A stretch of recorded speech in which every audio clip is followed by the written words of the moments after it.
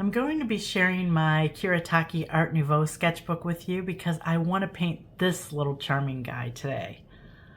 Isn't he cute? He's a brush rust, but I just love him and he makes me smile. So he is my inspiration today. This is the Kuretake Art Nouveau set. I've done several videos on it. And look how pretty the colors are. They're very vintagey. They're the creamiest paints I've ever worked with. If you don't like gouache, so think of them as there's a lot of white added to these. They're not real transparent. That is what these are. If you're looking for real transparent watercolors, you're probably not going to like these. But the colors are so amazing. I am using this number 8 Princeton Aqua Elite Long Round. And I love this brush because of the tip. I mean, look at that tip there. I'm also using my favorite palette. This is the Bowerbird palette. And I love it for this side, but today I'm going to be using the back side, which is the 4 mixing areas. I didn't even know they had this on the back side. It's a bonus. And then I'm using my handmade sketchbook. I made myself a concertina sketchbook. This is just a game board that I used for the front and back. It's an old Scrabble board. You can see some of the Scrabble areas here. And then I just cut paper to fit. I wanted something long and skinny. I just thought a different format would look pretty nice. Pick the paper of your choice and just fold it to the size that you want. That's all I did. And then I cut the game board and then I glued the inside papers to it. This is how I've got the book laid out so far. I've got the palette here. I've rearranged the colors to the way I use them, which is more neutrally first and then down to the blues. I don't really care for blues and don't use them often, so that's why they're at the bottom. I tend to work up here a little bit more than down here. That is changing. I'm evolving. But one thing I'm doing in this sketchbook too is using colors that I normally wouldn't use together. And you'll see as we go. So there is a common theme here of circles. I'm trying to make the circles reflect and carry out throughout the sketchbook. Now concertina is one giant sheet of paper that just keeps unfolding. So you can see the circle here goes up to here to here.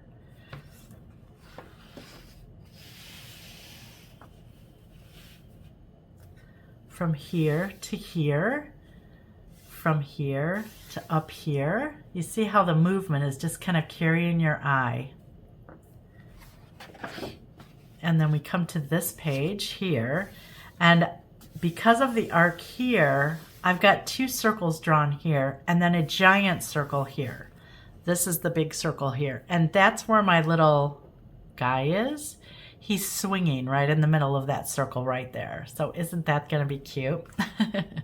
So let me show you the colors I'm going to be using. I'm going to be using beige gray.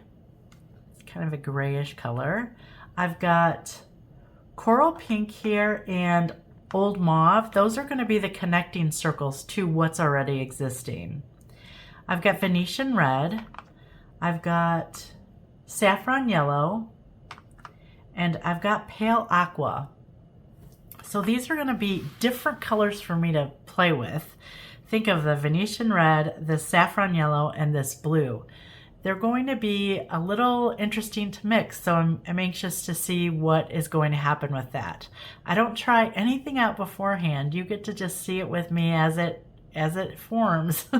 Sometimes it works and sometimes it doesn't, but I'm willing to take a chance. So here's where the pink and the mauve connect, and I want to do that in the circle here. There's coral pink in here, so I want to add just a little bit of the mauve and the pink in here to kind of connect it going this way.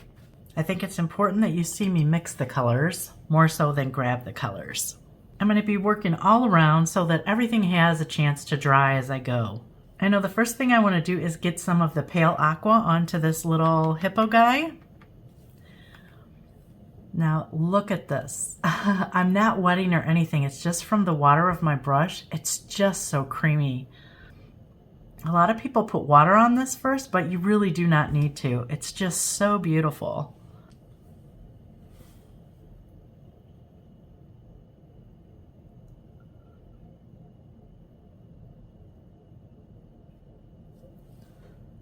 Just water on my brush.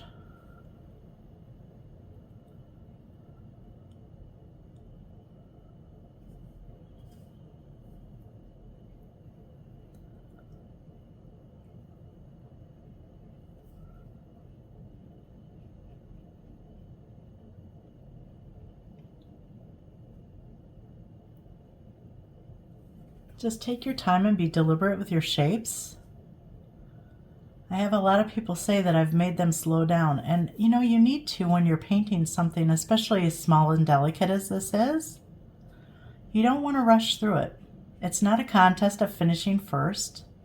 It's about enjoying the moment. I'm going to take a little bit of water on my brush now, and I'm going to dry it with a paper towel, and I want to lift some of this from his nose.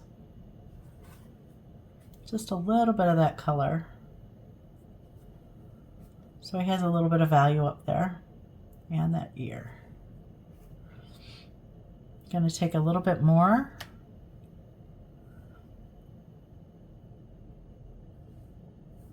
Notice that I just kind of drop it.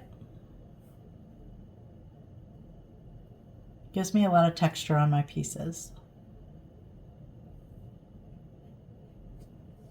Because this paper is cotton as well, it's a little trickier to do my splashes. So I have to wait just a little bit longer. I'm lifting again. I have to wait for the shine to get off the paint. So can you see how shiny it is? I want to make sure that that's a little drier before I splash. If I was adding salt, that would be the perfect time to add some salt. Now we're going to go to this guy here. I want a little bit of the mauve. Or coral pink, I should say.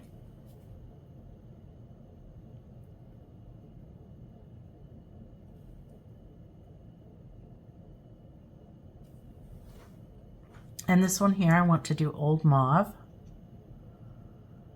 which is the violet. And I love this. It's such a dusky violet. I'm watching this guy to make sure he's not changing colors when I'm not looking. This color reminds me of just such a vintage purple. I really love it. Now I want to connect some of the blue with this purple.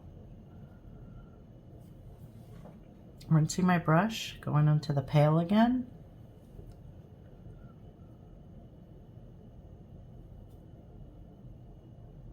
I think that's a nice introduction to him. Okay, I'm going to splash all three things. When I splash, I dip my fingers, 3 fingers, into the knuckles, and then I kind of just flick down.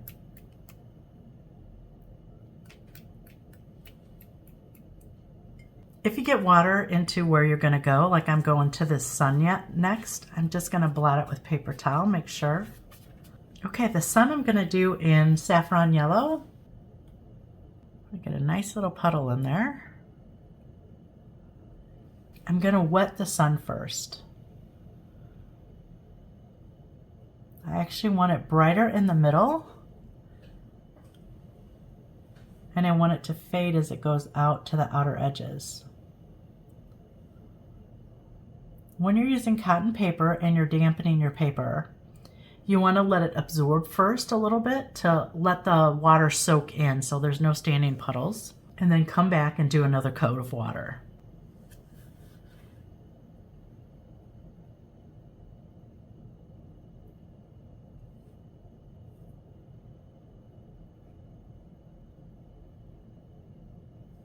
I'm letting it kind of diffuse now, so think of it as being put down like this, and then as the water hits it, it's kind of spreading like this, and that'll give me softer edges. I am going to come along and add a little bit more water to help it along.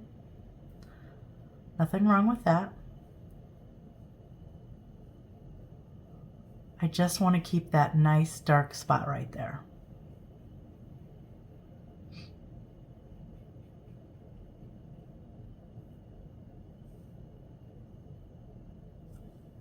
Before this hippo or this dries, you can see I'm getting kind of a dark edge right here, and that means I've used a lot of water. So I'm going to just lay my wet brush right next to it, kind of lift it up a little bit, and blot with paper towel. On the blue here too, he's got a little hard edge here. I want to soften that. It could be my pencil marks are just a little darker as well.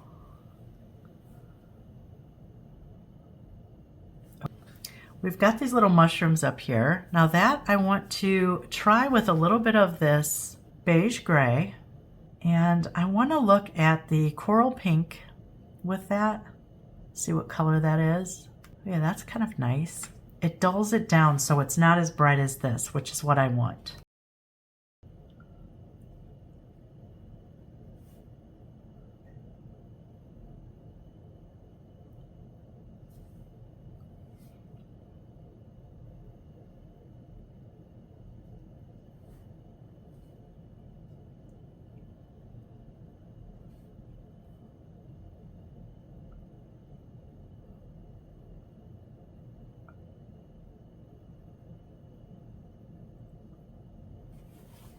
Okay, I'm going to add some of that Venetian red to that coloration. It's more like a brown red. It's very beautiful.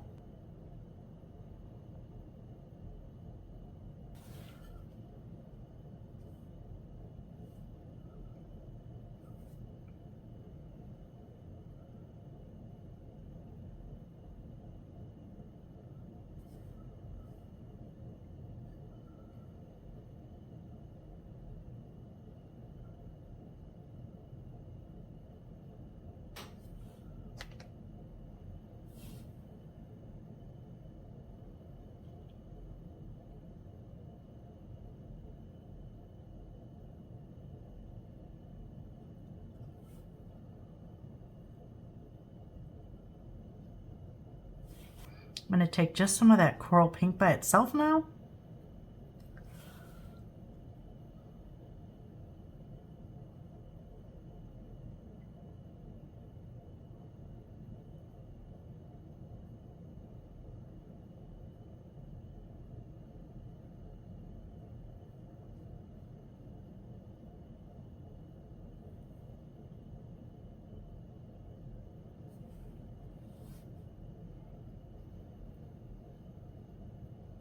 So you see by adding the colors while they're wet, they kind of merge with one another, which is really, really pretty. Especially if they're still wet.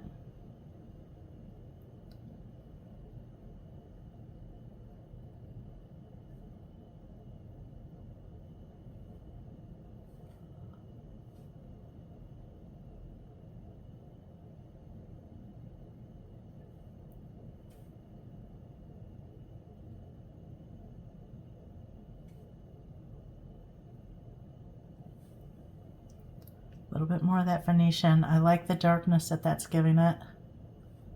I'm going to splash all three of these things. They're not too wet, so I think it's the perfect time.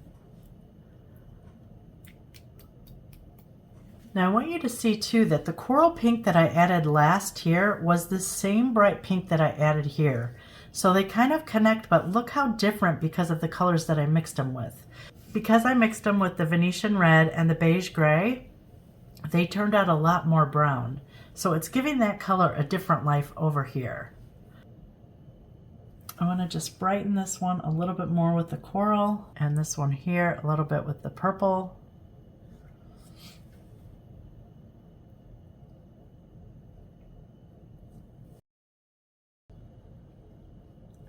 I've got the stump that he's sitting on. I'm going to do that with the beige gray and a little bit of the saffron. Just water on my brush now. Just rinsed it off a little bit. I'm going to add a little bit of the Venetian red in there, just kind of to darken it.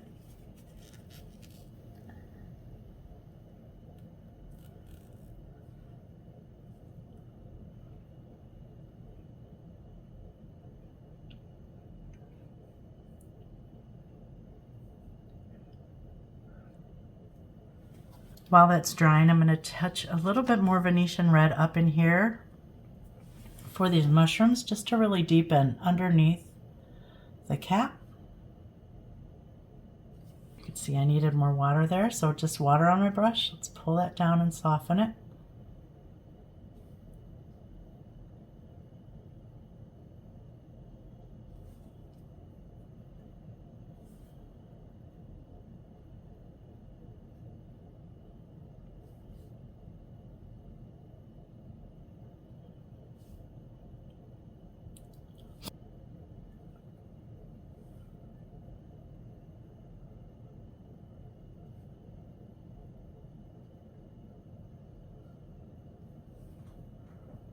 Just water.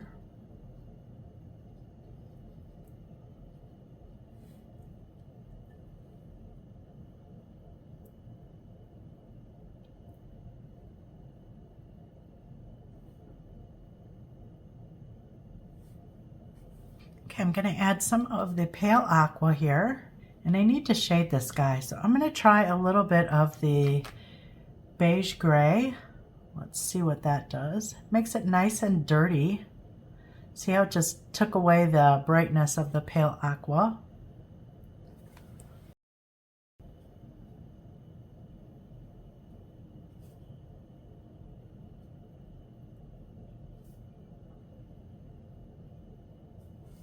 See that I did the line? I'm going to now come back with just a wet brush and soften it.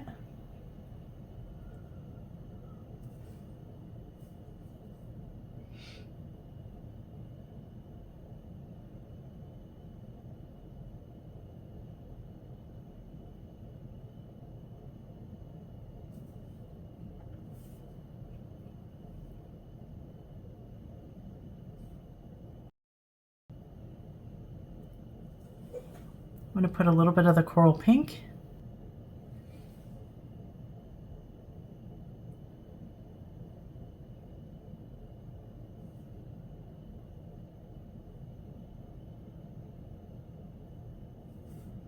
Look how cute. With Venetian red and a little bit of the saffron yellow.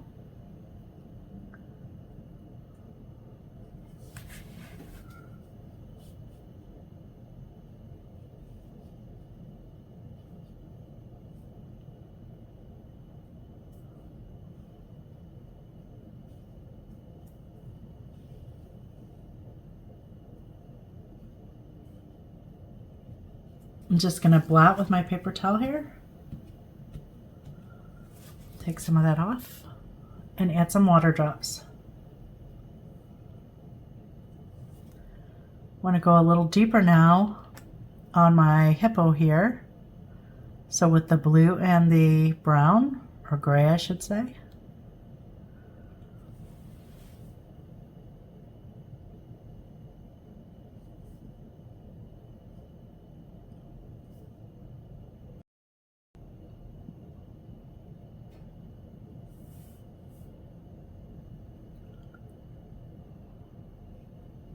With the gray color, I'm going to mix a nice little puddle of it. The beige gray. I want it fairly light. I might touch a little bit of the purple in there. Let's see what that does. Oh yeah, that's a pretty color. So what I'm going to do is shade the inside of the circle. So I'm going to wet along the edge here.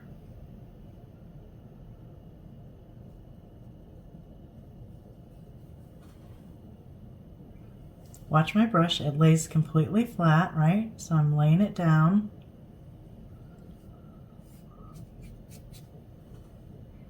Then I'm going to pick a little bit of this up and go right along the edge.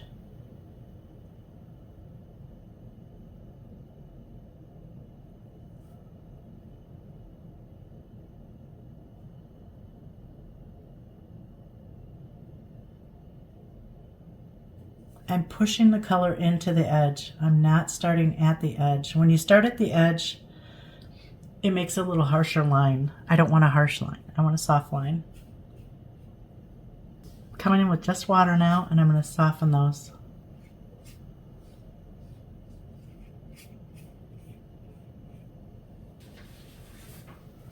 While this is drying, I'm going to cut a mask because I want to splatter inside the circle only. I don't want it going outside.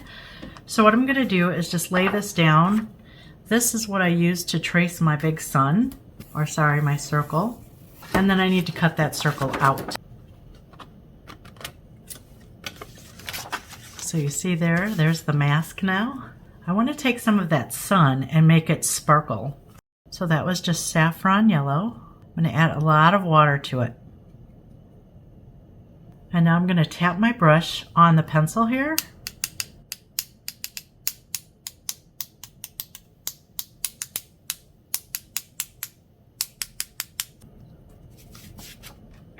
Now if there's any dots outside, go ahead and lift those with just a damp brush and water and a paper towel, and you'll get that off. I'm going to splash just to get some of those wet. Let them spread just a little bit with a little bit of purple and just a touch of the Venetian red. I want it to just be a little deeper than that purple. That's what I want to do the strings of the swing with.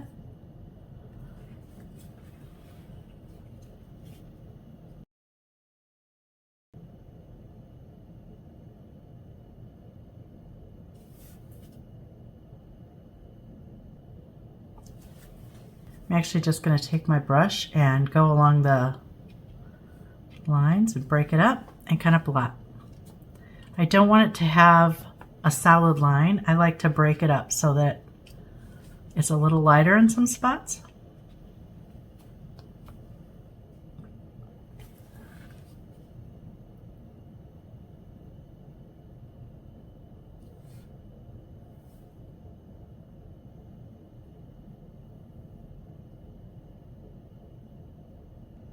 With Venetian red and gray.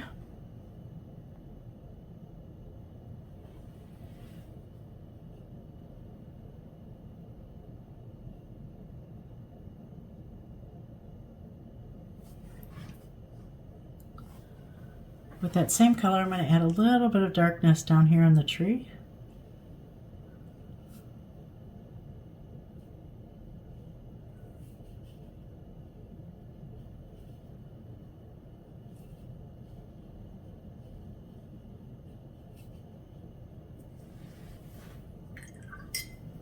And I'm going to do that pink. It's not really showing up great there.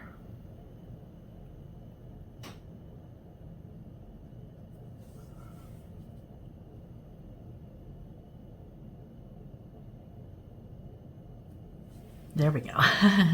Look how cute he is. And then with that Venetian red color, I'm going to just add a stem. I'm going to take my white Posca pen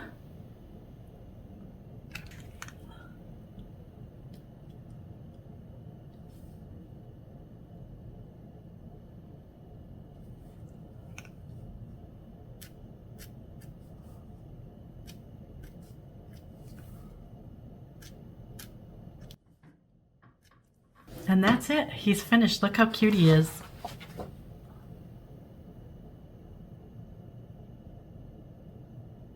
There's the mushrooms. There's the swing ties. And then there's the tiny circles. So let me show you how he looks next to this other page. Isn't he cute? So he demands your attention because of the gray. I could have put a little bit of purple around there, and I might still do that just to make it a little more lively. I like that it gave him a little bit more shadow here and here. If you're inspired by today's content, please like, comment, or subscribe. I'd really appreciate it. Thanks so much for watching.